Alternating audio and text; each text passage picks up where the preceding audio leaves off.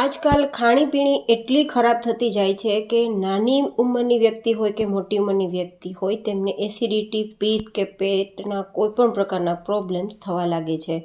અને આજકાલ ગરમીઓ પણ એટલી ભયંકર વધતી જાય છે કે દરેક વ્યક્તિને પેટમાં બળતરા થવા લાગે છે.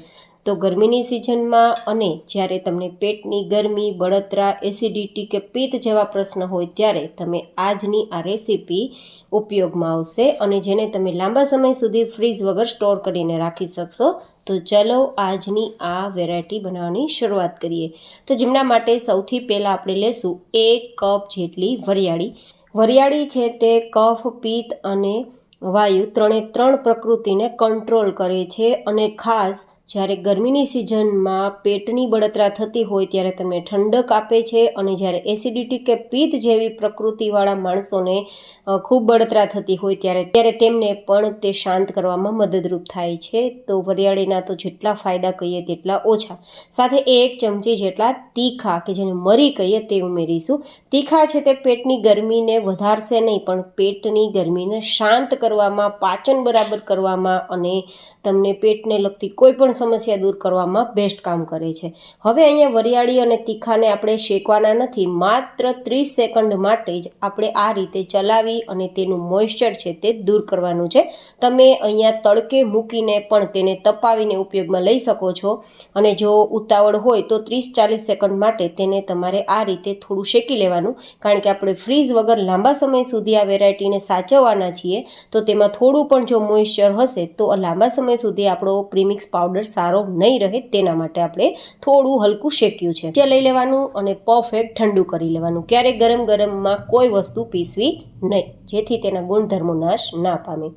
હવે આપણે અહીંયા ઠંડુ થઈ ગયા બાદ તેને મિક્સર જારમાં લઈ લેશું અને સાથે 1 ચમચી જેટલી એલચી આપણે ઉપયોગમાં લેશું અને તેને પણ મિક્સરમાં ઉમેરી દેશું જેથી પાવડર તૈયાર થઈ જાય. એલચી છે તે ફ્લેવરનું કામ પણ કરશે, ટેસ્ટનું કામ પણ કરશે અને સાથે સાથે ઠંડક આપવાનું કામ પણ કરશે. હવે આપણે ઉપયોગમાં લેશું એક સિક્રેટ સામગ્રી અને તે છે પોપી સીડ્સ, જેને આપણે ખસખસ તરીકે ઓળખીએ છીએ. આ ખસખસને આપણે 2 ચમચી જેટલા ઉમેરવાના છે. પેટની ગરમી, બળતરા, એસિડિટી અને પિત્ત માટે અક્ષીર દવા કહી શકાય, જે તમારી પેટની ગરમીને જડમૂળથી દૂર કરશે. એસિડિટી અને પિત્તને જડમૂળથી દૂર કરવા માટે ખસખસ છે તે અદ્ભુત કામ કરે છે. તો આ બધી જ સામગ્રીને હવે આપણે એકદમ દરદરું પીસી લેશું. વધારે ફાઇન પાવડર નથી પીસવાનો, નહીં તો એના ગુણધર્મો નાશ પામશે. થોડું અધકચરું, બહુ વધારે મોટું પણ નહીં અને સાવ આપણે મેંદા જેવું ઝીણું એકદમ ફાઇન પાવડર પણ નહીં. આ વસ્તુ હવે આપણે સાઈડમાં રાખી દઈશું, બીજા એક વાસણમાં કાઢી લેશું. અને હવે આપણે અહીંયા આપણી આ વેરાયટીને થોડી મીઠાશ આપવા માટે 3 કપ જેટલી મિશ્રીને મિક્સરમાં ઉમેરી તેનો પાવડર તૈયાર કરી લેશું. અહીંયા તમે ખાંડનો ઉપયોગ કરી શકો છો, પણ મિશ્રી છે તે કેમિકલ ફ્રી હોય છે અને પેટની ગરમીને દૂર કરવામાં અક્ષીર ઇલાજ કરે છે. તો અહીંયા સાકરનો કે મિશ્રીનો જ ઉપયોગ કરશું. હવે આપણે આ બધી જ સામગ્રીને મિક્સ કરશું. હા ગાઈઝ, અહીંયા જો તમે ડાયાબિટીસના પેશન્ટ છો તો તમારે મિશ્રી પાવડરને ઉમેરવાનો નથી. માત્ર આપણે જે વરિયાળી, ખસખસ, એલચી અને મરી આ 4 સામગ્રી તૈયાર કરી અને જે પાવડર તૈયાર કર્યો છે ને તેનો જ ઉપયોગ કરવાનો.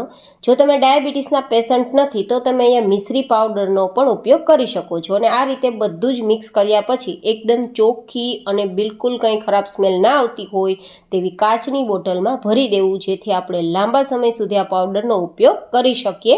આ બિલકુલ ખરાબ નથી થવાનો. તમે 8 મહિના, 10 મહિના, પૂરા વર્ષ દરમિયાન ગમે ત્યારે આ પાવડરનો ઉપયોગ કરી શકશો. હવે આપણે જ્યારે પણ તેનો ઉપયોગ કરવો હોય ત્યારે તમે 2 રીતે કરી શકો છો. અત્યારે હું તમને પહેલાં દૂધમાં ઉપયોગ બતાવું છું. તો તમે અહીંયા મિક્સર જારનો ઉપયોગ કરી શકો છો અથવા સીધો ગ્લાસમાં પણ આ પાવડર ને ઉમેરી અને પછી દૂધ ઉમેરી મિક્સ કરીને પી શકો છો.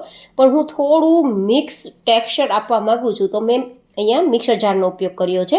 તો 1-2 ચમચી પ્રીમિક્સ પાવડર અને 1 કપ કે 1 ગ્લાસ જેટલું દૂધ ઉમેરી ગ્રાઇન્ડ કરીને બસ પી લેવાનું. જ્યારે પણ એસિડિટી થાય ત્યારે પણ પી શકો છો અને ભયંકર ગરમીથી બચવા માટે પણ તમે આ શરબત પી શકો છો.